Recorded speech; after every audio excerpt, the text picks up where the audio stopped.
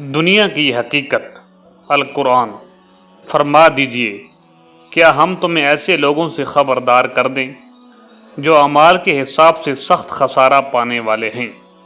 یہ وہ لوگ ہیں جن کی ساری جد و جہد دنیا کی زندگی میں ہی برباد ہو گئی، اور وہ یہ خیال کرتے ہیں کہ ہم بڑے اچھے کام انجام دے رہے ہیں۔ دیوالیہ مقروض سے رعایت کی ترغیب۔ الحدیث، حضرت ابو سعید خدری رضی اللہ تعالی عنہ سے مروی ہے کہ رسول اللہ صلی اللہ علیہ وآلہ وسلم کے زمانے میں ایک شخص نے باغ کے پھل خریدے جن میں اسے بہت خسارہ ہوا اور وہ بہت مقروض ہو گیا۔ چنانچہ رسول اللہ صلی اللہ علیہ وآلہ وسلم نے فرمایا، اسے صدقہ دو۔ لوگوں نے اسے صدقہ دیا لیکن اس سے اس کا پورا قرض ادا نہ ہو سکا، تو رسول اللہ صلی اللہ علیہ وآلہ وسلم نے قرض خواہوں سے فرمایا، تمہیں جو کچھ ملتا ہے لے لو، اس کے سوا تمہیں کچھ نہیں ملے گا۔